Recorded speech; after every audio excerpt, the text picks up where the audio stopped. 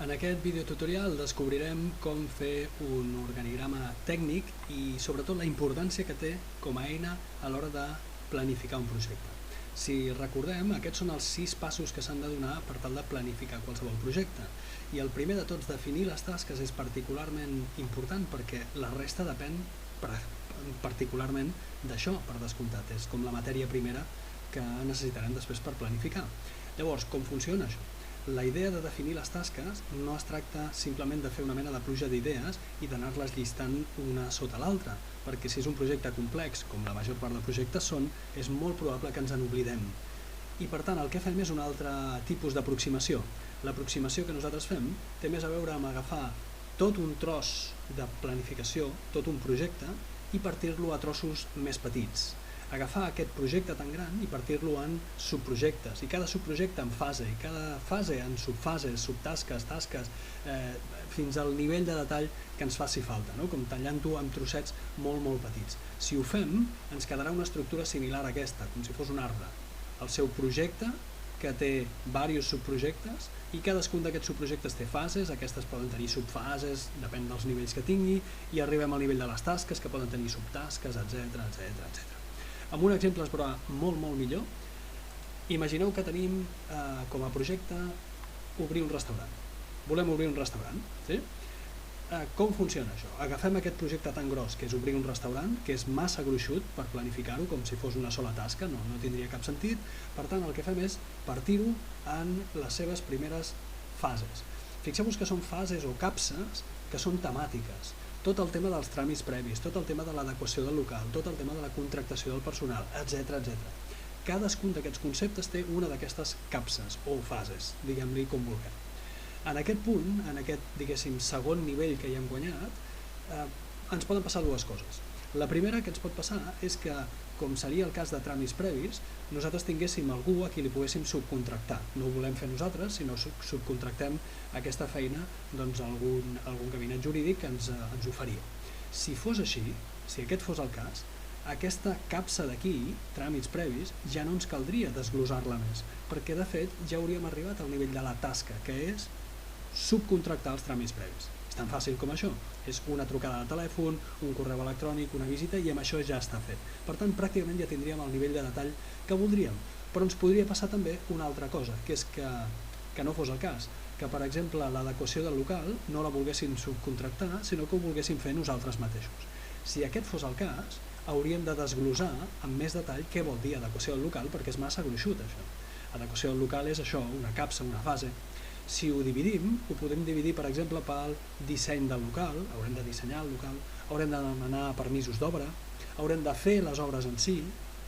Veieu com el que estem fent és agafar una capsa gruixuda i tallar-la en parts més petites. La suma d'aquestes 3 parts són exactament el mateix que l'adequació del local.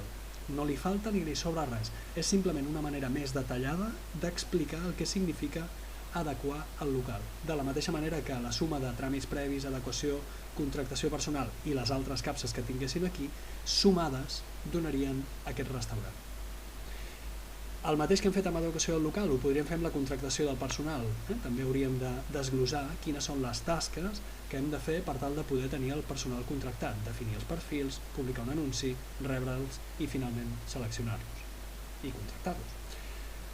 En aquest nivell, fixeu-vos que ja en tenim 3, 1, 2 i 3, ens pot tornar a passar el mateix que ens ha passat abans amb els tràmits previs. És possible que algunes d'aquestes capses ja no calgui que hi hagi més detall. Per exemple, disseny del local, si nosaltres som una miqueta hàbils amb alguns programes informàtics, potser ja ens ho podem fer i potser la tasca ja és aquesta, dissenyar el local amb una eina informàtica i ja no cal més detall. Els permisos d'obra potser 3/4 del mateix, es tracta de demanar-li un cop més en aquest gabinet jurídic que ens ho faci. Però i les obres? Les obres hem dit que les volíem fer nosaltres. Per tant, obres i decoració, que encara és massa gruixut, les desglosem en més i més subnivells. Més i més subnivells. Fins quan? I aquesta és la pregunta d'examen. Fins quan hem de baixar?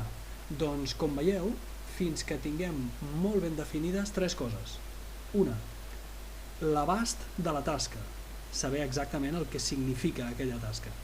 2, tenir molt ben definides el temps que em fan falta, i 3, els recursos que em fan falta. Si prenem, per exemple, aquests tràmits previs que hem dit abans, l'abast està perfectament definit, és una trucada al gabinet jurídic. El temps ens l'estipularà el mateix gabinet jurídic, que ens dirà això en una setmana està fet, i els recursos 3/4 del mateix. El mateix gabinet jurídic, el que subcontractem, ens dirà quin és el preu de tot això. Per tant, aquestes 3 variables estan ben definides. Això vol dir que a nivell de definició, de detall de la definició, tràmits previs ens pot valdre perfectament com a tasca. En canvi, una altra com adequació del local ni de broma ens servia. Això era massa gruixut, no sabíem ben bé el que implicava, hem hagut de desglossar-ho molt més, fins que hem arribat a un nivell de detall vés a saber quin.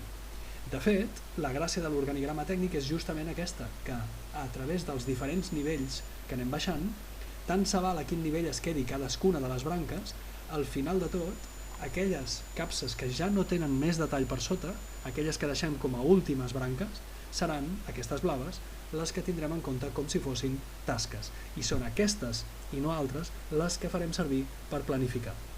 És a dir, que les tasques de tràmits previs, disseny de local, permisos d'obres, aquestes sí que les podrem col·locar damunt d'un cronograma, damunt d'un diagrama de Gantt, i jugar amb elles per ara sí confeccionar la nostra planificació. La resta, aquestes que han quedat en negre, han sigut fases, subfases, que ens han permès arribar a aquest nivell de detall. Han estat particularment útils, però ja no hi treballarem tan intensament com amb aquelles que sí que han quedat al nivell de les tasques. Un cop més i per tancar, recordar que l'organigrama tècnic és la clau per tenir una planificació verídica, una planificació curosa i una planificació que no es desvia simplement perquè hem oblidat coses. L'organigrama tècnic té com a missió definir les tasques i, per tant, que la manera en què les definim no se'ns escapi res en aquest procés, que no hi hagi cap flanc una mica que quedi obscur i que no coneixem bé o que ens oblidem. Ai, això no hi havíem pensat en aquesta vessant, no, perquè no havíem fet un organigrama tècnic. Per tant, si voleu començar amb bon peu una bona planificació, necessiteu fer un organigrama tècnic.